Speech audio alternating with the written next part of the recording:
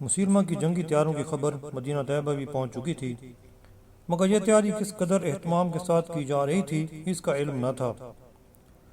حضرت خالد بن ولید رضی اللہ عنہ چونکہ دوسرے علاقہ کی طرف متوجہ تھے، چنانچہ امیر المومنین سیدنا ابو بکر صدیق رضی اللہ عنہ نے یہ ذمہ داری حضرت اکرمہ بن ابی جہل کو سونپی۔ احتیاط یہ بھی اختیار فرمائی کہ ان کی مدد کے لیے حضرت شرحبیل بن حسنہ کو بھی روانہ فرما دیا۔ تاریخ طبری میں درج ہے کہ حضرت اکرمہ رضی اللہ عنہ جب مسلمہ کذاب کے مقابلے پر جا پہنچے تو انہوں نے حضرت شرحبیل بن حسنہ کی آمد کا انتظار نہ کیا۔ مقابلہ ہوا، مگر مسلمہ کے ٹڈی دل لشکر کے سامنے ان کا لشکر بے بس نظر آیا، چنانچہ مسلمانوں کو شکست سے دوچار ہونا پڑا۔ حضرت اکرمہ کی شکست کی خبر سن کر حضرت شرحبیل جہاں تک پہنچے تھے وہیں رک گئے۔ حضرت اکرمہ نے اس تمام صورتحال کی تفصیل سے حضرت ابوبکر صدیق رضی اللہ عنہ کو آگاہ کیا، جس کے جواب میں حضرت ابوبکر صدیق رضی اللہ عنہ نے سخت جواب لکھا۔ آپ نے انہیں حکم دیا کہ اے اکرمہ، تم ایسی حالت میں اپنے لشکر سمیت ہرگز مدینہ طیبہ نہ آنا، کیونکہ اس سے لوگوں میں بری طرح بددلی پھیلے گی۔ اب تم سیدھے حنیفہ اور ارفجہ کے پاس چلے جاؤ، ان کے ساتھ مل کر اہل عمان اور مورہ سے جنگ کرو۔ اگر تم دیکھو کہ وہ دونوں جنگ میں مصروف ہیں تو تم آگے بڑھتے چلے جانا، یہاں تک کہ تم اور مہاجر بن ابی امیہ یمن اور حضرموت میں مل جاؤ۔ دوران سفر وہاں کے باشندوں میں اسلام کی تبلیغ کرتے جانا۔ حضرت ابوبکر صدیق رضی اللہ عنہ نے ایک خط حضرت شرحبیل بن حسنہ کو بھی تحریر فرمایا، جس میں تحریر تھا کہ اے شرحبیل، تم میرے دوسرے حکم تک اپنی جگہ پر موجود رہو۔ اس کے ساتھ آپ نے حضرت خالد بن ولید کو فوری طور پر یمامہ پہنچنے کے لیے خط تحریر فرمایا۔ اس کے بعد آپ نے ایک خط اسی وقت حضرت شرحبیل کو بھی روانہ فرمایا، جس میں انہیں حکم دیا گیا تھا جب خالد تمہارے پاس آ جائیں تو ان کے ساتھ مل کر اس قضیہ کا خاتمہ کرنا، اور بعد میں تم قضاء کے مقابلے پر چلے جانا، تاکہ وہاں تم اور عمرو بن العاص منکرین اور مخالفین کی سرکوبی کے لیے یکجا اور تیار رہو۔ حضرت خالد بن ولید بطح میں موجود تھے اور امدادی جمعیت کا انتظار کر رہے تھے۔ اس میں جو انصار تھے ان کے سردار حضرت ثابت بن قیس اور حضرت برا بن مندن بھی تھے، اور مہاجرین کے سردار حضرت ابو حذیفہ اور زید تھے۔ روایت ہے کہ حضرت خالد کے مقابلہ پر بنی حنیفہ کے لشکر کی تعداد بہت زیادہ تھی۔ منقول ہے کہ بنی حنیفہ میں اس وقت 40,000 تو صرف جنگجو ہی شریک تھے، یعنی جنہیں آج کل باقاعدہ فوجی کہا جاتا ہے۔ حضرت شرحبیل بن حسنہ بھی عجلت میں وہاں کچھ کر بیٹھے، جو غلطی ان سے قبل حضرت اکرمہ سے سرزد ہو چکی تھی۔ حضرت خالد نے انہیں سخت سرزنش کی۔ حضرت جابر بن خلدون سے مروی ہے کہ حضرت ابوبکر صدیق رضی اللہ عنہ نے سمیت کو حضرت خالد کے لیے بطور کمک روانہ فرمایا تھا تاکہ وہ ان کے عقب کی حفاظت کرے۔ جب یہ مدینہ طیبہ سے چل کر حضرت خالد بن ولید کے قریب پہنچے تو انہوں نے دیکھا کہ جو دستے مختلف اوقات میں ان علاقوں میں روانہ کیے گئے تھے وہ تو منتشر ہو چکے تھے، حالانکہ یہ دستے تو قریب کے علاقوں میں ہی تھے مگر اکٹھے نہ تھے۔ حضرت ابوبکر صدیق رضی اللہ عنہ اس موقع پر زیادہ سے زیادہ آدمی جنگ پر روانہ کرنا چاہ رہے تھے۔ اس موقع پر کسی نے عرض کیا کہ اصحاب بدر کو بھی روانہ کیا جائے، تو آپ نے ارشاد فرمایا، میں نہیں چاہتا کہ اہل بدر میں سے کسی سے سرکاری کام لوں، کیونکہ میں چاہتا ہوں کہ وہ اطمینان قلب کے ساتھ اللہ تعالیٰ کی عبادت میں مصروف ہوں اور اس طرح اپنے بہترین اعمال لے کر اس کی جناب میں بازیاب ہوں، کیونکہ ایسے مقدس اور قوموں کے نیک افراد کی برکت سے اللہ تعالیٰ بہت سے مصائب سے محفوظ رکھتا ہے اور نعمتیں نازل فرماتا ہے، بجائے اس کے کہ ان لوگوں سے عملی مدد لی جائے۔ حضرت ابوبکر صدیق رضی اللہ عنہ کے خیالات بھی اپنی جگہ بالکل درست تھے، مگر حضرت عمر فاروق رضی اللہ عنہ کا ارشاد عالی شان تھا کہ ان مقدس لوگوں کی عظمت اور فضیلت سے کوئی انکار نہیں، مگر میں انہیں بطور برکت ضرور امور سلطنت میں شامل کروں گا اور انہیں اس سلسلہ میں میرا ہاتھ بٹانا پڑے گا۔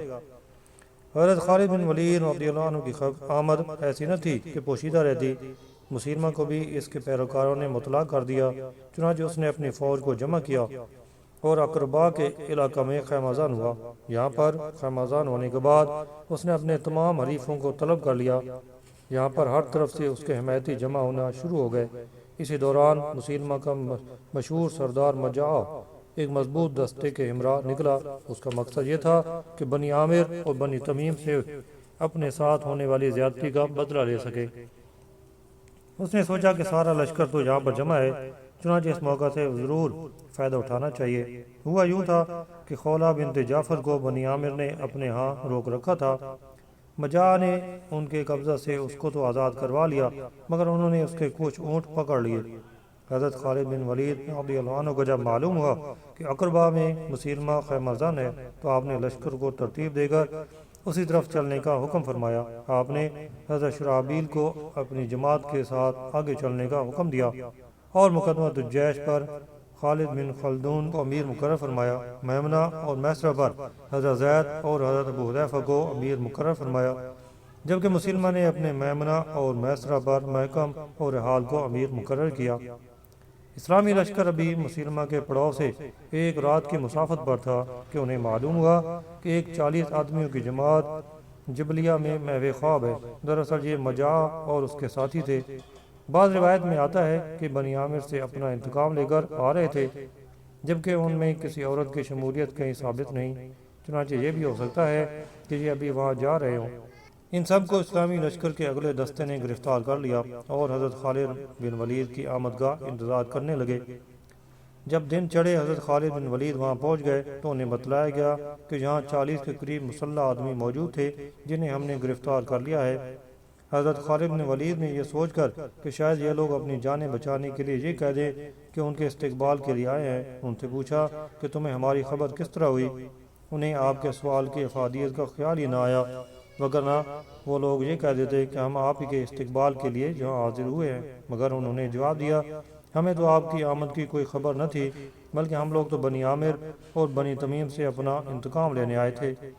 حضرت ابوبکر صدیق رضی اللہ عنہ نے تمام مرتدین کے قتل کا حکم دے رکھا تھا، چنانچہ حضرت خالد بن ولید نے تمام لوگوں کو قتل کرنے کا حکم فرمایا، مگر ان کے سردار مجاع بن مرادہ کو گرفتار کر لیا اور قید میں رکھنے کا حکم جاری فرما دیا، کیونکہ عین ممکن تھا کہ مسلمہ نے اس کو بطور فوج کے سراغ رساں کی حیثیت سے یہاں روانہ کیا ہو، مگر یہ خود ہی پکڑا گیا۔ اقربا کا علاقہ سرسبز و شاداب تھا اور یمامہ کی سرحد پر واقع ہوا تھا۔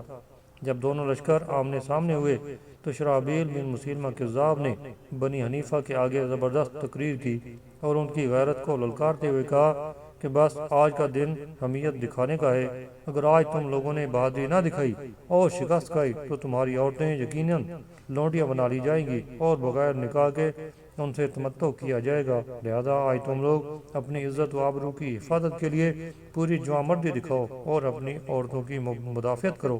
اس جنگ میں مہاجرین صحابہ کے امیر سالم مولا ابی حذیفہ تھے۔ مہاجرین نے ان سے کہا کہ ہمیں آپ کی جانب سے اپنے لیے کچھ اندیشہ معلوم ہوتا ہے۔ انہوں نے فرمایا، اگر میں بزدلی دکھاؤں تو میں قرآن کریم کا برا حامل بنوں گا، یہ بھلا کیسے ہو سکتا ہے؟ چنانچہ ان لوگوں کو کامل تسلی ہو گئی۔ لشکر انصار کے سردار حضرت ثابت بن قیس بن شماس تھے۔ دوسرے قبائل بھی اپنے اپنے سرداروں کے ماتحت تھے۔ مجاع ام تمیم کے ساتھ اس خیمہ میں اسیری کی حالت میں تھا۔ جنگ کے ابتدائی لمحات میں جب مسلمانوں کو پسپائی اختیار کرنا پڑی اور بنی حنیفہ کے بعض لوگوں نے ام تمیم کے خیمہ میں داخل ہونا چاہا تو مجاع نے انہیں اسے قتل کرنے سے روکا۔ اسی اثناء میں مسلمانوں نے جو پلٹ کر حملہ کیا تو بنی حنیفہ کے پاؤں اکھڑ گئے۔ اب وہ خود بری طرح ہزیمت اٹھا کر بھاگ کھڑے ہوئے تھے۔ ان کے سردار محکم بن طفیل نے ان کو زور زور سے پکارتے ہوئے کہا کہ اے لوگو، اس باغ میں چلے جاؤ، میں تمہارے پیچھے کسی کو نہیں آنے دوں گا۔ کچھ دیر تو وہ ان کی حفاظت کی خاطر لڑتا رہا، مگر اللہ نے اسے عبد الرحمن بن ابوبکر کے ہاتھوں واسطے جہنم کر دیا۔ محمد بن اسحاق سے بھی ایک روایت ہمیں حاصل ہوتی ہے، اس میں یہ اضافہ ہے کہ صبح کو حضرت خالد بن ولید نے مجاع اور اس کے دوسرے گرفتار شدہ ساتھیوں کو طلب کیا اور پوچھا کہ اے بنی حنیفہ، اس متنازع فی میں تم لوگ کیا رائے رکھتے ہو؟ انہوں نے کہا کہ اس کا تصفیہ اس طرح ممکن ہے کہ ایک نبی ہم میں سے ہو اور ایک نبی تم میں سے ہو۔ اس کے جواب کے بعد حضرت خالد بن ولید نے ان سب کے قتل کا حکم دے دیا۔